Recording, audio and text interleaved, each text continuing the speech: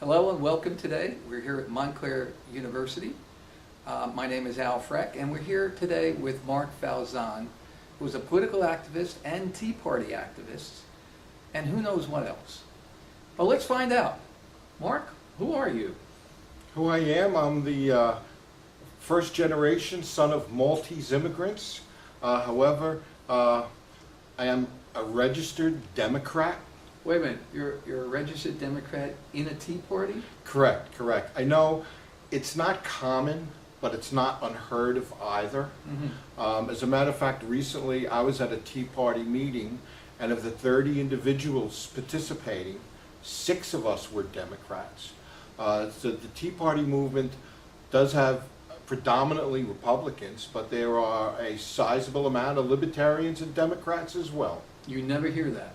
Of course you're not, because that does not fit the narrative and the demonization of the Tea Party movement that's occurring in the press and from extremist, radical, leftist Democrat politicians. Why do you think it's so important for them to demonize the Tea Party?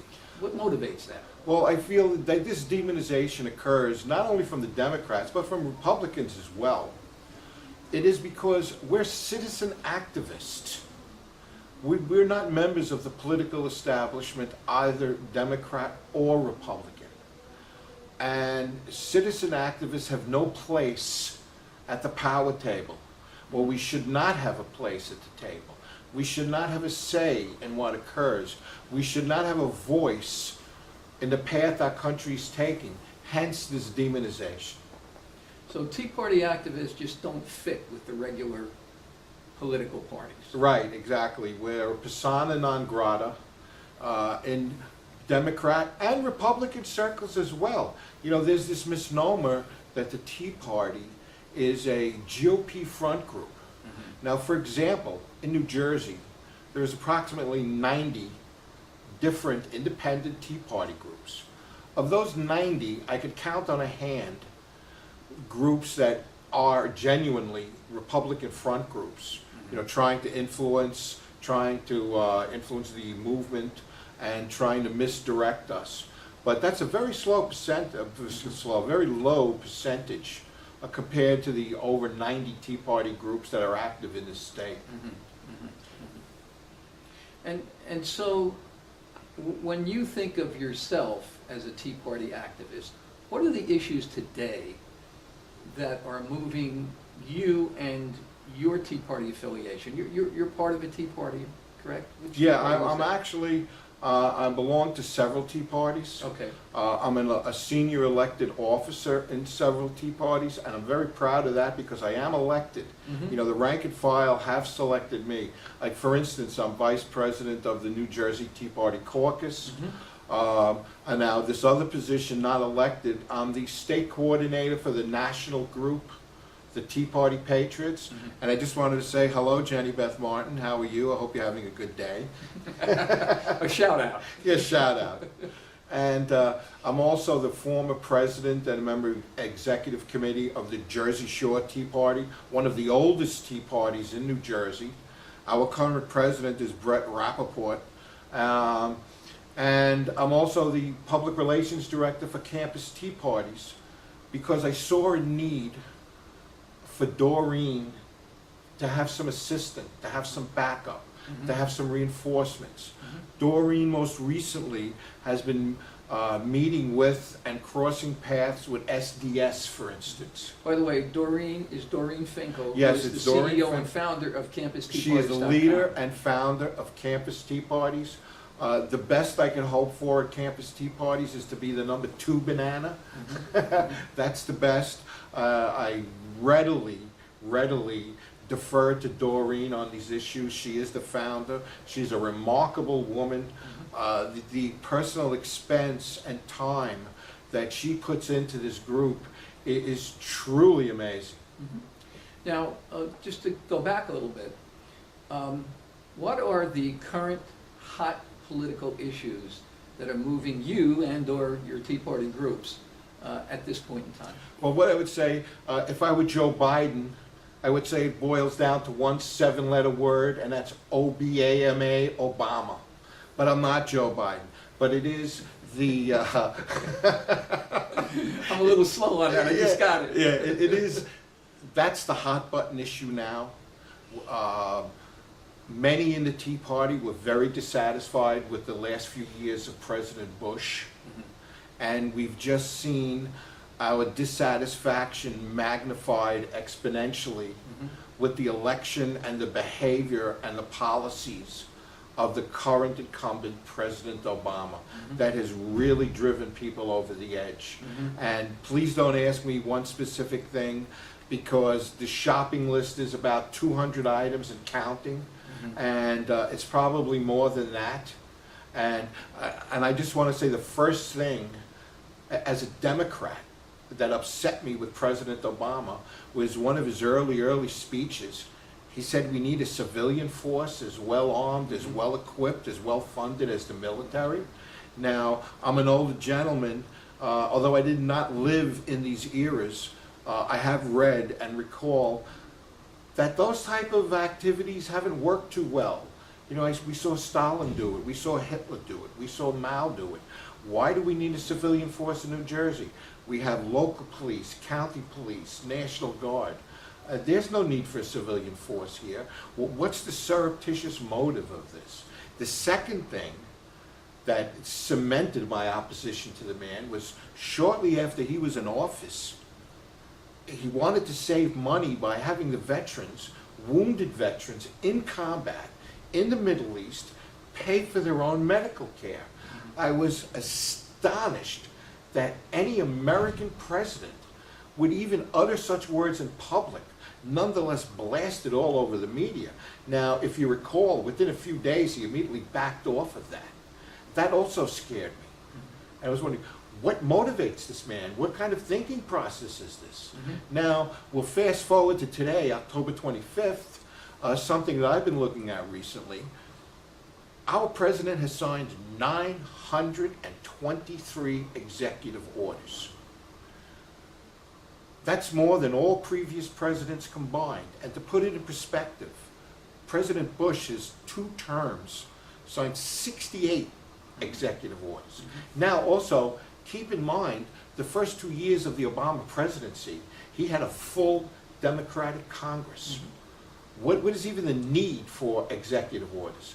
You can just, and the Democratic Party could have just pushed through whatever legislation they wanted, didn't have to have a care about any Republican opposition, nothing could stop them.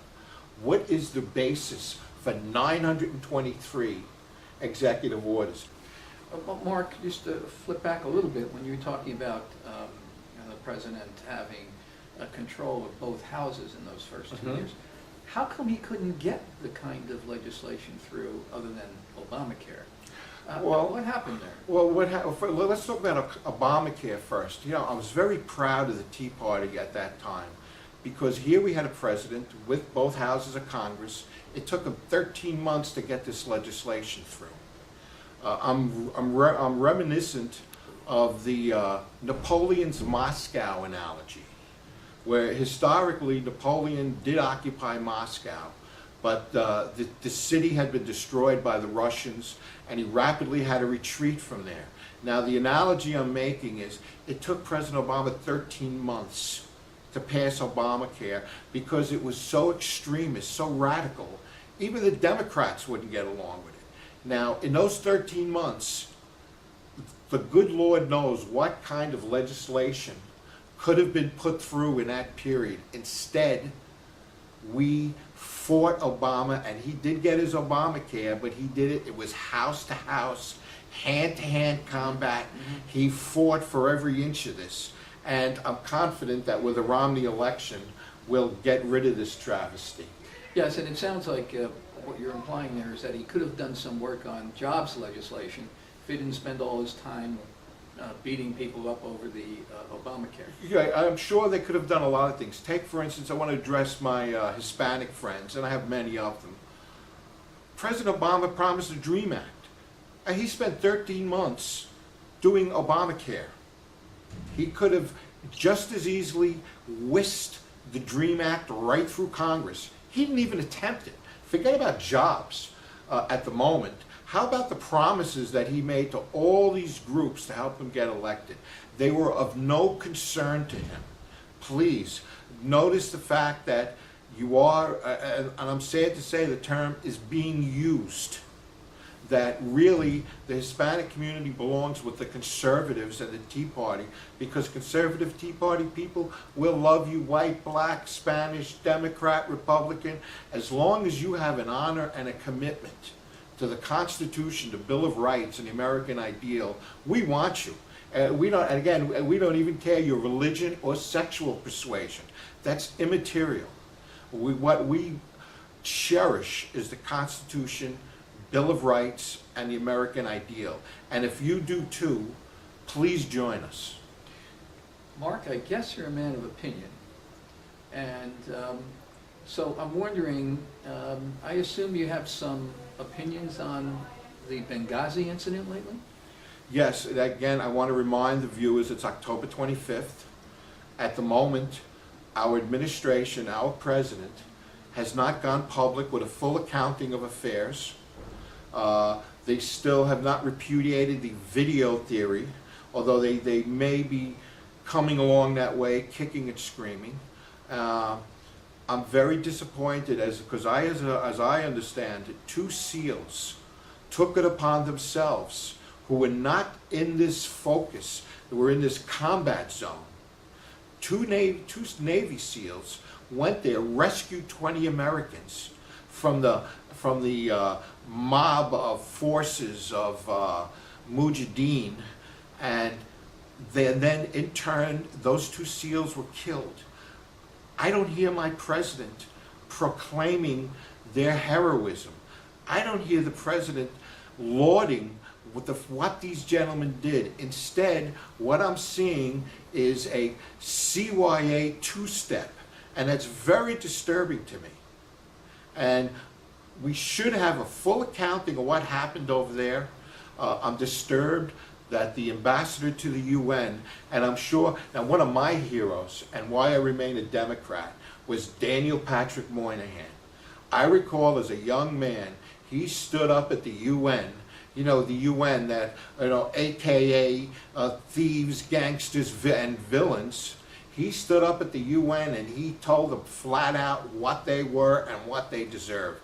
The man became my hero. He was my first political hero, by the way. But now one of his successors, Ambassador Rice, not once, not twice, and I won't go through it, it was 5 times, appears on public television telling a complete falsehood. You know, I'm actually waiting for video of her falling on her sword for this, or some mea culpa for this, and it had to be purposeful. You know, it's come out now. The people in this compound were calling. There was a drone viewing it. It's quite evident what occurred. She's silent. Now Hillary Clinton is silent. Why is that? She's besmirching whatever fondness the Clinton name has maintained to date. She's besmirching it further. It's like, I'm appealing to my other Democrats. What are you doing? Why are you following the lead of extremist leftists? That's not the Democratic Party. That's not the Democratic Party of Moynihan, and it's certainly not the Democratic Party of JFK, a true American hero, not just Democrat hero, an American hero. What are you doing? Mark, I've heard that regardless of who wins this presidential election, that the Tea Party will still have a mission regardless of who wins, and that they'll have should I say, a strong purpose to pursue. The problem that we face isn't just President Obama. He's just the most recent face, the most recent occurrence of the problem. We have a severe problem in this country. And this is one of the reasons I became involved with campus tea parties. And that problem is our youth are not being trained or even exposed to the actual beauty, what that our Constitution and Bill of Rights are. I mean, this world is an ugly, mean place.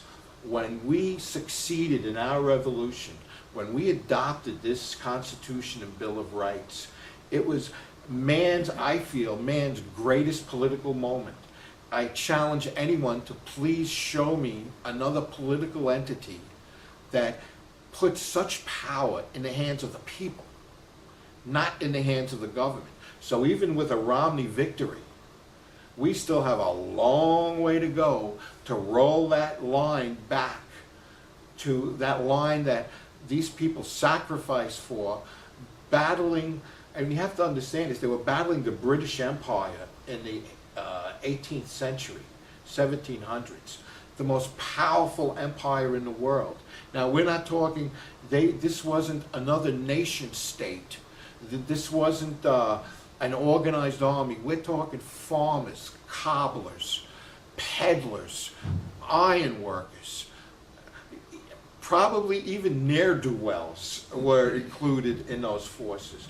And the nerve that these people had to challenge the greatest empire on the face of the earth and succeed is truly amazing. And I'm very proud to be in New Jersey, by the way, which we all know was the turning point of the revolution with the taking of Trenton, which turned the whole thing around. So that's why the Tea Party's mission, I feel, will almost never end. And I hope to pass the torch to the next generation. And I'll go to my grave comfortably knowing that if that occurs. Well, we don't want you to go there yet, because we have Not some more yet. questions Yeah, for I you. sure do. The other thing that comes up is lame duck Congress. And the dangers, according to some, that there are some dangers there that can happen. I wonder if you have some thoughts on that. I do, and that's one issue that does keep me awake at night. And that's because we all know what the Reid Democrat-led Senate's going to do. They're just going to follow the extremist leftist path. What I'm concerned about is the Republicans in the House that the Tea Party handed over to the Republicans. I'm concerned about John Boehner. I'm concerned how he will instruct or try and influence the House to vote. And I'm asking all those congressmen that were put in office 2010 to live up to the principles that we used to put you there, and to live up to the principles that we want you to guide us, the American people, with. And woe to you if you don't. Right now, and I'm going to segue into this, here in New Jersey, I am aware of other states, other situations, but I'm keenly aware of New Jersey. In New Jersey, we have the Tea Parties being attacked by the leftist extremist Democrats and the so-called GOP conservatives. I understand now Menendez, the Democratic candidate for Senate, is plastering in North Jersey signs, help Menendez, defeat Carrillos, defeat the Tea Party. And then on the other hand, we have the so-called GOP conservatives using blogs who I will not share here because I would not want to assist in any sort of pursuit therein. But we have so-called GOP conservative people ruthlessly attacking not only Tea Party groups, Tea Party activists and individuals. And that, I'm going to go full circle back to the beginning of the show. This just demonstrates the citizens activist label of the Tea Party movement. When you have a movement being attacked by the far right and the far left, your first thought should be, wow, these men and women are onto something. Because, one of the things you can do to judge a person is judge them by their enemies. So our enemies are the extremist radical Democrats and the so-called GOP New Jersey conservatives. So we're certainly doing something right, because please judge us by our enemies, and those are our enemies. I think there are a lot of people who would be surprised that the attack, they understand the attack from the left, they're surprised when they hear that there are some, at least how they label themselves as conservatives, attacking the Tea Party. And what specifically you think motivates that attack? Is it? I see that because as the Tea Party is infiltrating the Republican Party in large volumes. We're seizing many committee seats. We're fortunate. We don't have to reinvent the wheel. We could just look at the Saul Alinsky Marxist playbook and follow their methods, certainly not their policies. So hundreds of Tea Party people are grabbing committee seats. Local government is falling under the sway of true Tea Party activists, and the Republicans don't want to let go. And someone is unleashing from the Republican Party a vicious campaign where I think even the extremist leftists would be proud. Wow, why didn't I think of that? That's good stuff, Republicans. That's how terrible it is. So it sounds like, if you boil it down, it has to do with fear of loss of power and influence. Right. And again, what the Tea Party is about is the citizens regaining control of their government. And if that means we have to roll over Republicans to do it, so be it. If we have to roll over radical Democrats and extremist Democrats to do it, we'll do it. I know my motivation, Al. I look back and I wrote a piece recently on a blog. And I was disturbed with some of the behavior of some of the Tea Party people. They were for Romney, anti-Romney, this, that. And I told these people, and think about this. So look down at your feet. You are standing on the bodies of 1 million men who have sacrificed their life from the start of that revolution to yesterday's casualty list in the Middle East. We are standing on them.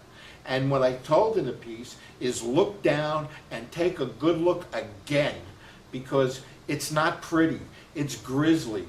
These are casualties, but you have the responsibility of standing upon them to maintain the principles that they died for. Now, not the principles that they wrote a letter about, not the principles where they yelled at a congressman at a town hall. No, they died over this. And how can we give that up so readily? I feel we cannot. You know, it's an excellent point, and it reminds me of how the founding fathers and the principles undergirding the Constitution are that the representatives of the people, right, weren't supposed to be there forever. They're supposed to be there and then go back home to the farms and wherever. And their purpose wasn't to be reelected. Their purpose was to hand over the governance to the people and represent the people. But I've heard from a lot of people nowadays that it seems that this drive to be reelected has become the purpose for many people. And that's why you have people there for so many years. True, and then to compound that sin, numerous acts of legislation are passed, and Congress exempts themselves from the ramifications. Who ever heard of such a thing? I agree in term limits, and let me say, like I said at the top of the show, I was the former president of the Jersey Shore Tea Party. When our elections came around, I did not seek re-election, because one of the tenets of the Tea Party is term limits. So I thought, well, wait a second, how can I expect myself to be president over and over again of a Tea Party group when I'm asking politicians to pass term limit laws? So I just served one term, told everyone in the Tea Party, thank you very much. I hope you think I was effective. Time for someone else to serve. So term limits is a real hot button issue for the Tea Party. And we just have to look at the cast of characters that our Congress has been generating. And I don't want to single out Democrats or Republicans, because there's darlings on both sides of the aisle. And they're placing themselves above the law. They're placing their own re-election and those interests of their party above serving the country. It's like, if you don't want to serve the country, resign your office and go back into private practice, go back from wherever you came. But you're not wanted. And the sad thing is, using tools like gerrymandering, they see to it that it's almost impossible to remove them from office. Now, I myself, in 2010, was so irate what was occurring, I managed to get the signatures, file a petition, and I was on the Democratic ballot primary for my congressional district. In 2 weeks, the Democratic Party took me to court to get me off the ballot. When we attended our court date, I had 2 pro bono other Tea Party activists who were lawyers assist me. We sat across from almost 15 individuals, lawyers, legal help, clerks, and God knows what else. The Democrats were successful in knocking me off the ballot. But this is how this reign of treachery is maintained. You know, we're using the courts, using political fast footwork and gerrymandering to maintain the stranglehold these people have over our government and thus over us. I recently heard a congressman say that should we not have a successful outcome in terms of what he was talking about, in other words, not have Romney, but we have again Obama, that he had a word for the Tea Parties, because Tea Party had come up in the conversation. Mm-hmm. He said he had a word for the Tea Parties. And he said, this is it. He said, the only way to stop Obama then is the power of the purse strings in the House. And he said, tell the Tea Parties that we can do that. Then Obama will oppose it. And he said, then you know what happens next? And I said, yes, there'll be a government shutdown. I'll get to a stalemate in the government shutdown. And he said, yeah. And I said, the problem is that every time it comes to that, the Republicans fold. And they don't stand on their principles for opposing the Democrats. But they're so afraid of a government shutdown, they just surrender. It seems like they're afraid of more than a government shutdown. And yes, I am very concerned that with an Obama victory, I am not confident placing all my eggs in John Boehner's basket. Because look at their track record so far. Take, for instance, the Super Committee. Mm-hmm. Now, Boehner obviously had to sign off on this. The end result of the Super Committee was a stalemate. We have this term they throw around, sequestered. And what's sequestered? What I want to know, and I'd like to ask the Republican leadership, is who agreed to a 50-50 swap of cutting funding to defense versus domestic programs when defense is only 20% of the budget. So what bright bulb on the Republican Super Committee agreed to a 50-50 cut? Well, what, did they trust the fact that they would come to an agreement? Did they notice that we had such cartoon characters, for instance, as Schumer on the other side of the aisle participating in this Super Committee, and the Republicans didn't put up their best either. So I have no confidence in that I can rely on a Republican John Boehner-led House. I'm also, here's my greatest concern. Remember, Roosevelt served 4 terms. Mm-hmm. What's to stop President Obama towards the end of his second term? You know what? Roosevelt did it. I think I could do it too. And the press is going to go, yeah, Obama, forward. And they'll just ignore the rules and move on. I'm very concerned about things like that. It is a real possibility that this could occur. And you have to be mindful of that. When I say you, I mean the American people. Mark, we come to the end of our interview, and a very energetic, I would say, interview. And I want to thank you. Keep up the great work. Thank you, sir.